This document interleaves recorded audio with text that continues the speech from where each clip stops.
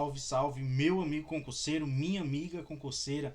Seja bem-vindo a mais uma aula aqui da sua plataforma Soma Concursos. Para você que não me conhece, sou o professor Edivânio Araújo, ministro aulas do bloco de agronomia aqui para a plataforma Soma. Pessoal, olha só, hoje a nossa aula é uma aula bem tranquila. Nós vamos fazer uma revisão para o concurso nacional unificado. Nesse bloco aqui nós vamos falar sobre o eixo temático 3, caracterização da paisagem no meio rural. Mas, antes de mais nada, mais uma vez quero te parabenizar por ter chegado até aqui. Eu tenho certeza que a tua preparação ela foi suficientemente adequada para as tuas condições. Não se preocupe agora nesse momento com o resultado. Se preocupe em dar o seu melhor, em lembrar, recordar de tudo aquilo que você estudou ao longo de todo esse tempo. E não se esqueça, meu amigo, nesse concurso você não vai só com aquilo que você estudou aqui, mas você vai levando uma bagagem de conhecimento que adquiriu ao longo da sua vida. Eu acredito em você, acredite também em você e boa sorte e uma boa prova. Bom, preparei uma aula de revisão aqui, uma aula bem tranquila para este tópico. Vai ser uma aula rápida, uma aula dinâmica. Vou abordar alguns conceitos esses que você já estudou. E aí a gente vai só relembrar de forma bem rápida e bem dinâmica. Bom, quero aqui deixar com vocês o meu Instagram, @edivanio.agro. Fiquem à vontade para me seguir. Se houver aí alguma dúvida, alguma coisa no que eu possa te ajudar ainda nesse momento, conta comigo, meu amigo. Pode me enviar uma mensagem. E olha só, eu espero receber de vocês aí a mensagem falando: olha, professor, passei, fui aprovado no concurso nacional unificado e as tuas aulas me ajudaram. Então vamos lá, pessoal, vamos dar início aqui à nossa aula. Primeira coisa que nós vamos tratar aqui é justamente sobre a capacidade de uso do solo. Isso mesmo, é um tema que pode sim ser cobrado aí na tua prova. E eu quero que você lembre o seguinte: o sistema de classes de capacidade de uso do solo, justamente ele vai ter 4 níveis hierárquicos que vão ser grupos, classes, subclasses e unidades. Aí nós temos os grupos que vão ser subdivididos em grupo A, B e C. As letras vão indicar o grau de intensidade de uso da terra. Só para lembrar, pessoal, olha só. Aí nós temos aqui o grupo A. No grupo A vai compreender ali as classes 1, 2, 3 e 4 das capacidades de uso. Essas classes 1, 2, 3 e 4, elas podem ser ali utilizadas com culturas anuais, com culturas perenes, pastagens, reflorestamento ou também proteção da vida silvestre. Aí nós temos o grupo B que vai compreender as classes 5, 6 e 7. Essas classes de capacidade de uso do solo, né, elas são adaptadas para pastagens e também reflorestamento, ou também era para a proteção e manejo da vida silvestre. E aí podem ser utilizadas com também culturas especiais que sejam protetoras do solo, né? E também sejam ali protetoras de encostas, por exemplo. E aí nós temos o grupo C, pessoal. O grupo C que vai compreender ali a classe 8 de capacidade de uso. Essa classe é justamente imprópria para cultivos, para pastagens ou para reflorestamento. E indica ali justamente área para preservação e conservação da natureza, para recreação, armazenamento de água, manejo sustentável da flora, da fauna silvestre.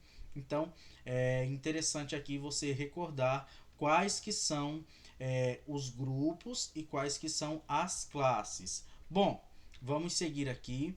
Vamos falar aqui um pouquinho aqui sobre as subclasses, né? As classes e subclasses de capacidade de uso, elas representam terras com o mesmo grau de limitação e com o mesmo grau de uso e de risco de degradação.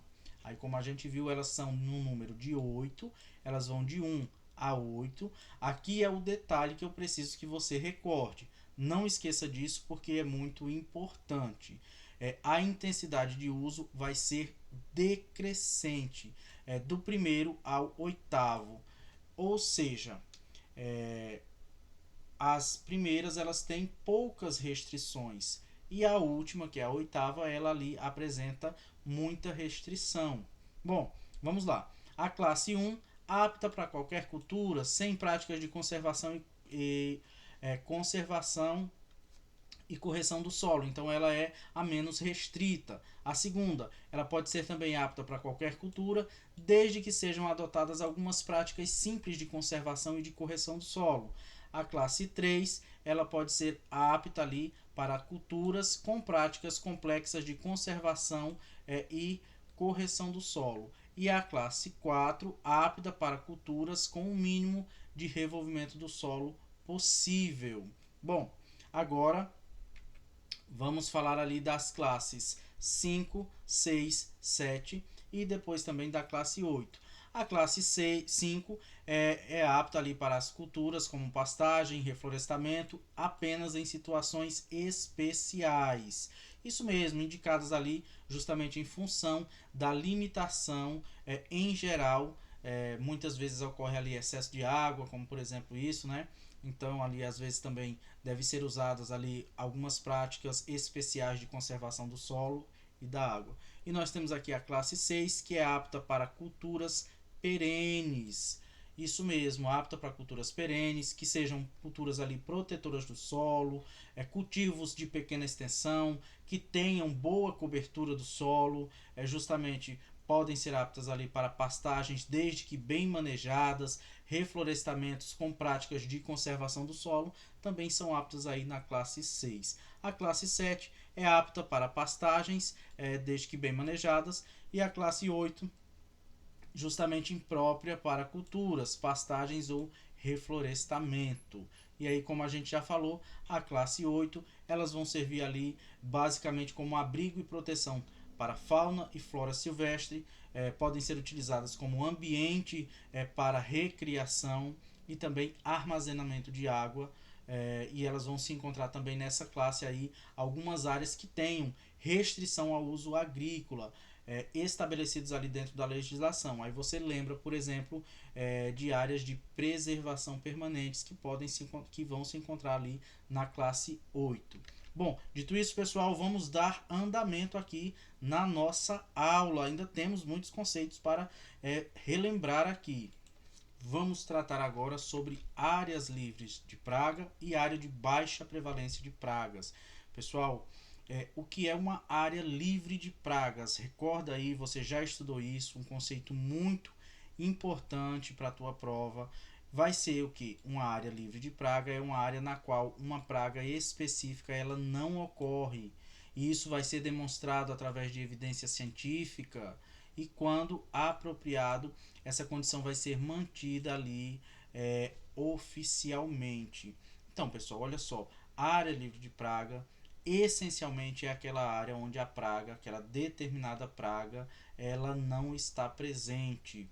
E, de fato, isso vai ser comprovado ali através de uma conclusão baseada em evidências confiáveis, evidências científicas. E aí, quando eu falo evidência científica, eu estou me referindo justamente a dados concretos e métodos, né, de pesquisa que foram rigorosamente aplicados justamente para determinar a ausência daquela praga. Então não é simplesmente alguém que fala, olha, essa área aqui é livre de pragas. Não, é preciso haver ali um estudo rigoroso, evidências científicas que podem incluir monitoramento regular da área, amostragem feita ali em plantas, análises de dados, podem ser inclusive dados históricos, né? E outras técnicas de avaliação. Além disso, pessoal, para que uma área ela seja realmente considerada livre de praga, é fundamental que essa condição seja oficialmente reconhecida e também mantida. Isso significa que as autoridades elas devem justamente estar envolvidas na gestão e também na manutenção dessa condição. Não é, por exemplo, o produtor rural que vai falar, olha, aqui no meu município é uma área livre de pragas, e vão juntar ali 3, 4 produtores e vão dizer, olha, aqui não tem praga, na minha cultura não tem praga e é uma área livre de praga. Não, isso é feito de uma forma bastante rigorosa. Então são as autoridades competentes que elas vão averiguar isso e elas vão estar envolvidas na manutenção dessa condição de área livre de praga. Bom, dito isso, é importante também que a gente recorde porque eu sei que você já tem esse conhecimento. O que seria uma área de baixa prevalência de pragas? Nesse caso aqui, é uma área, quer seja toda a área de um país, pode ser também parte de um país, ou inclusive a totalidade, ou parte de diversos países. Lembre disso aí. E essa que conforme for identificado pelas autoridades competentes, nas quais uma praga específica ela ocorre em baixos níveis, e que essa praga ela vai estar ali sujeita a medidas efetivas de vigilância, controle ou, quando for o caso, erradicação. Isso mesmo, pessoal, vamos traduzir aqui. Uma área de baixa prevalência de pragas é uma região que aí, como a gente acabou de ver, pode abranger ali a parte de um país inteiro ou até mesmo várias partes de países, parte de vários países ali, né? Onde uma determinada praga ela vai ocorrer. Sim, porque nós estamos falando de uma área de baixa prevalência de pragas. Então, aquela determinada praga ela vai ocorrer nessas áreas, só que em níveis relativamente baixos. É importante destacar também que a identificação de uma área como sendo de baixa prevalência de pragas, ela também vai ser feita pelas autoridades competentes. Também, quando a gente fala que uma praga ela ocorre em níveis baixos, nós estamos nos referindo a uma presença relativamente limitada ou uma presença ocasional dessa praga em questão.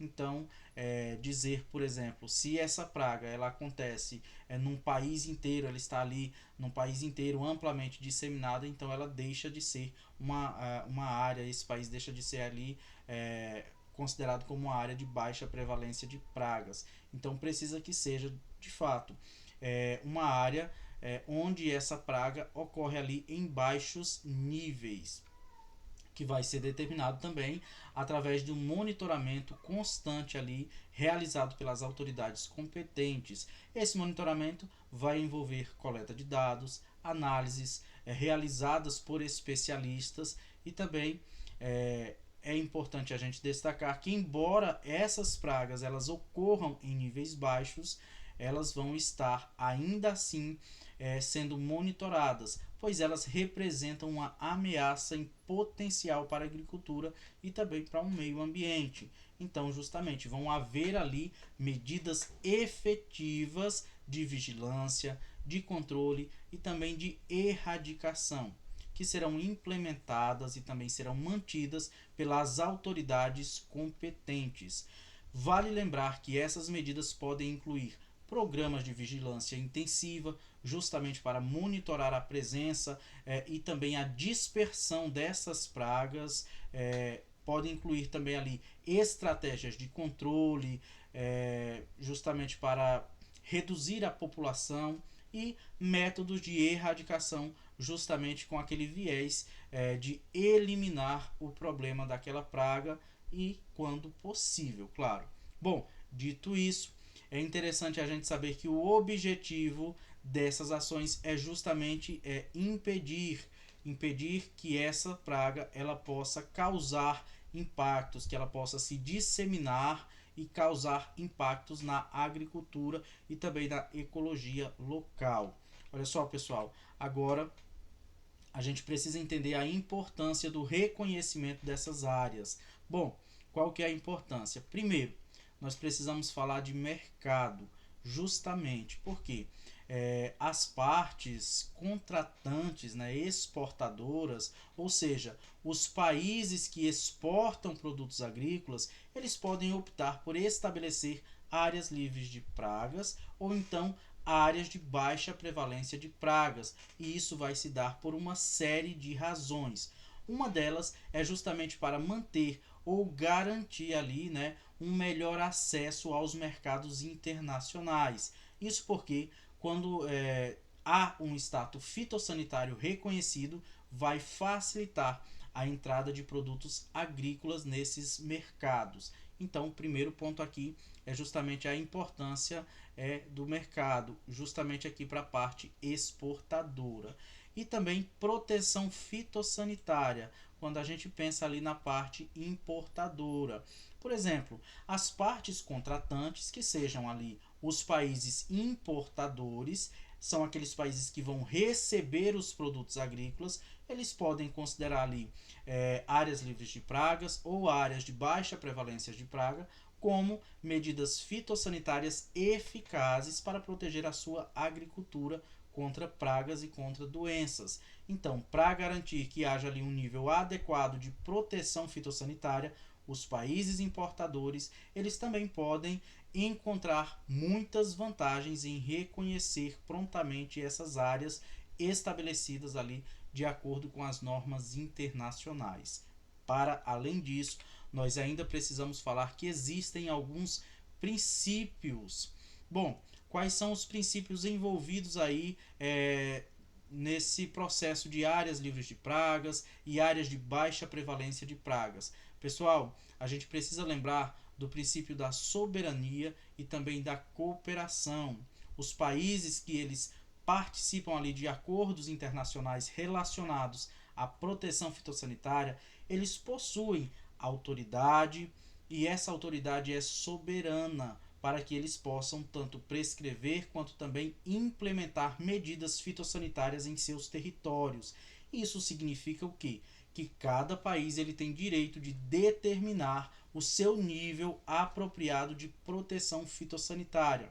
E esse nível vai ser ali, aos olhos daquele país, necessário para proteger a sua agricultura e também o meio ambiente ali do seu país contra pragas e contra doenças. Nós temos também aqui o princípio da não discriminação. Olha, consequentemente, uma parte contratante, um país, né, ele tem essa autoridade de regular a entrada de plantas, de produtos vegetais e também de alguns outros itens que sejam regulamentados em seu território. Isso está estipulado na CIPV, na Convenção Internacional de Proteção dos Vegetais. A gente já falou sobre isso, pessoal. Bom, mas o que eu quero dizer aqui é o quê? Os países ele têm o direito de tomar decisões relacionadas ao conhecimento ali e reconhecimento daquelas áreas que sejam livres de pragas e áreas também de baixa prevalência de pragas. No entanto, pessoal, é importante notar que os países eles também têm a obrigação e também têm a responsabilidade adicionais, como por exemplo, eles precisam cooperar, precisa haver ali uma cooperação entre as partes para que haja segurança fitossanitária e que essa segurança seja feita em nível global. Então, os países também precisam seguir, por exemplo, o princípio para evitar a demora indevida, ou seja, o país ele precisa trabalhar de forma célere para que ele possa reconhecer essas áreas livres de pragas, áreas de baixa prevalência de pragas de uma forma rápida, a não prejudicar os outros países. Também é necessário que haja o princípio da transparência, onde esses processos vão ser realizados de forma transparente, sem deixar quaisquer dúvidas dos métodos que foram utilizados ali para o reconhecimento de áreas livres de pragas e áreas de baixa prevalência de pragas. Então, esses são os princípios que carecem ser seguidos aí no reconhecimento dessas áreas livres de pragas e áreas de baixa prevalência de pragas. Olha só, pessoal, essa foi a nossa revisão. Eu espero que vocês tenham compreendido e recordado aí esses conceitos que eu trouxe para vocês. Eu julguei interessante trazer esses conceitos justamente pela importância como esses conceitos foram abordados em provas anteriores. Também, pessoal, eu julgo que esses conceitos eles têm uma boa probabilidade de serem cobrados em provas de concurso, na tua prova de concurso público. E além do mais, eles apresentam ali uma certa dificuldade. Então, eu achei por certo trazê-los para vocês, para ajudar vocês nesse momento. Mais uma vez, eu quero aqui desejar uma boa prova. Falo para vocês que eu estou na torcida por cada um de vocês. E mais uma vez eu peço a vocês aqui, olha, manda uma mensagem para mim no pós-prova, fala como foi a tua prova, se você conseguiu desenvolver bem a tua prova, e aí não se preocupa, vai dar tudo certo, viu? Você fez ótimo até agora e vai fazer bonito aí no dia da tua prova. Até mais, pessoal, até uma próxima oportunidade. E não esquece, me manda aqui depois no meu Instagram como você se saiu na sua prova. Forte abraço e boa sorte!